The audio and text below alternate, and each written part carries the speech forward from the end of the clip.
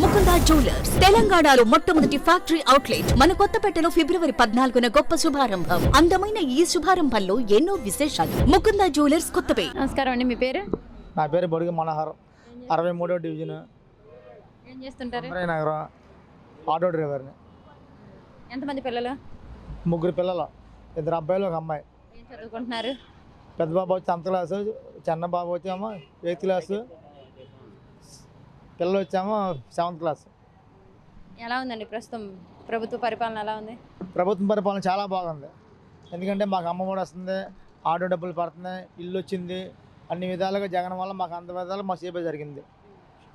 వాళ్ళు మేమే కాదు, మాతో పాటు తోలుకున్న ఆటో డ్రైవర్లు కాడ, ఎంతమంది లేని వాళ్ళ కాడ ఇల్లు వచ్చింది, అందరికీ వచ్చింది. అన్ని విధాలుగా జగనే మళ్ళీ రావాలి. ఈ పథకాలన్నీ ఇచ్చేసి జనాలు సోమరపోతులు చేస్తున్నారు అంటున్నారుగా. సోమరపోతులు ఎవరు చేయట్లేదండి. ఎందుకంటే ఒక మనిషికి వచ్చి నెలకు వచ్చి 20,000 రూపాయలు కావాలి. జగన్ వచ్చేది 10,000 ఇస్తున్నాడు, లేకపోతే 15,000 ఇస్తున్నారు, లేకపోతే సంవత్సరానికి వచ్చి ఒకరికి వచ్చి చేతికి వచ్చి 16,500 ఇస్తున్నాడు. డాక్టర్ వాళ్ళకి రుణమాఫీ చేస్తున్నాడు. అవి మొత్తం అవన్నీ జగన్ వల్ల ఇస్తున్న సోమరపోతులు ఎవరు అవ్వాలి.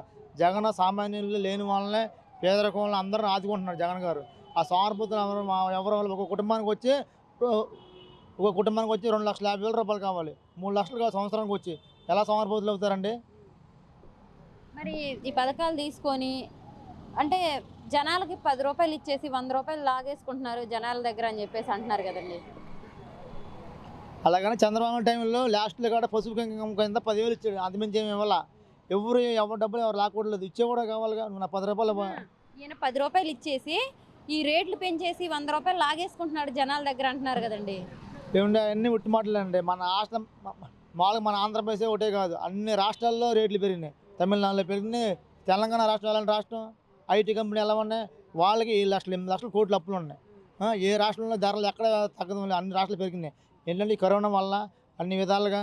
సరే, మన జగన్ గారు ఎంత బాగా మనకు ఆదుకుని ఇంటింటికి వచ్చి మెడిసిన్, ఇంటింటికి వచ్చి డబ్బులు అన్ని విధాలుగా సహాయం చేశాడు. ఏ రాష్ట్రంలో పెంచను కూడా, ఏ రాష్ట్రంలో 24 రాష్ట్రాల్లో ఏ రాష్ట్రం ఎవరు అమలు చేయట్లేదు, ఒక జగన్ గారు అమలు చేస్తున్నారు. మరి మళ్ళీ జగన్ కనుక సీఎం అయితే రాష్ట్రం ఏపీలో ప్రజలంతా వలస వెళ్ళిపోయే పరిస్థితి ఉందంటున్నారు కదండి. అదే చంద్రబాబు నాయుడు భ్రమ, పవన్ కళ్యాణ్ భ్రమ, ఎవరు అలా అనుకోవట్లేదు. ఇప్పుడు శ్రీలంక వెళ్ళిపోయింది అనుకుంటే ఏమైనా వెళ్ళిందా?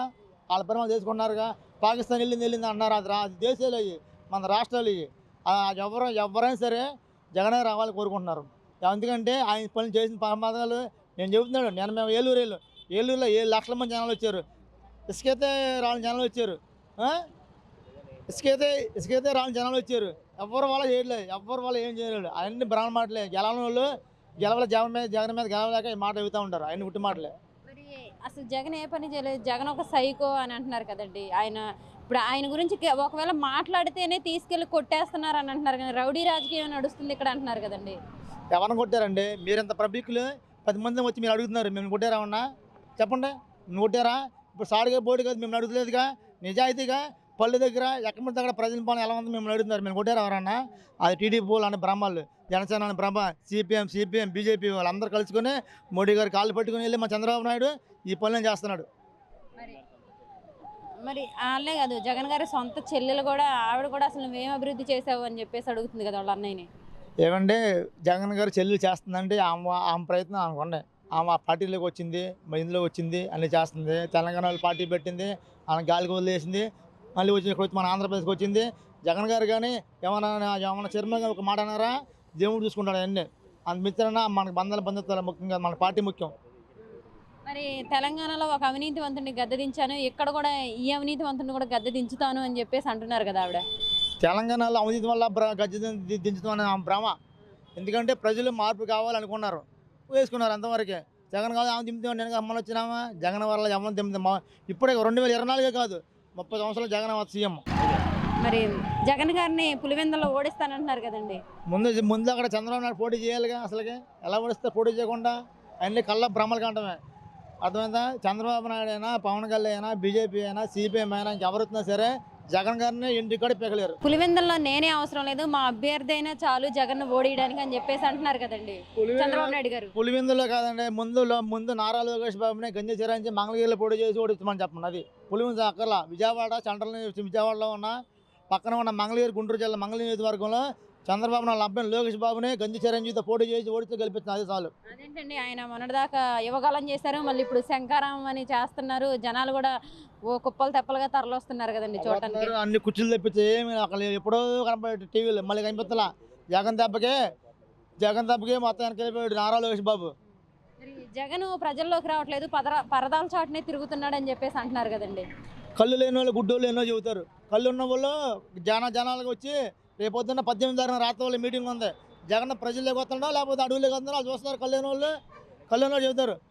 మరి ఎలక్షన్ ముందు కాబట్టి వస్తున్నాడు. ఇంతవరకు ఇప్పుడు 4 ఏళ్ళు అవుతున్నా కానీ అసలు జనాల్లో తిరగలేదు. అంతకుముందు పాదయాత్ర అప్పుడు వచ్చి అందరికి ముద్దులు పెట్టేసి వెళ్ళాడు. ఇప్పుడేం పిడిగుద్దులు గుద్దుతున్నాడు అని చెప్పేసి అంటున్నారు కండి.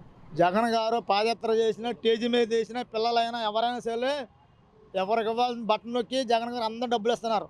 ఎవరికి అవినీతి పని లేకుండా బడ్డీ కొట్టే వాళ్ళకి, సాకల వాళ్ళకి, మంగళ వాళ్ళకి, మాది వాళ్ళకి, మాల వాళ్ళకి అందరికీ ఎవరికి ఏమి లేకుండా డబ్బులు ఇచ్చే బట్టన్తో అవినీతి లేకుండా జగన్ నొక్కుస్తున్నాడు. మరి ఇప్పుడు ఓట్ల కోసం ఆయన ప్రజల్లోకి వస్తున్నారని అంటున్నారు కదండి. ఓట్ల కోసం వచ్చేదే ఉందండి. 5 సంవత్సరాలు బట్టి ఆయన జగన్ గారు అనుకున్నారు. కొత్త పార్టీ ఏం కాదుగా, కొత్త ఏం కాదుగా, పాతగా మళ్ళీ గెలవాలి. 2024లో మళ్ళీ ప్రజా రాజ్యంలో మామూలుగా ఉండాలి. అది ఇంకో విషయం.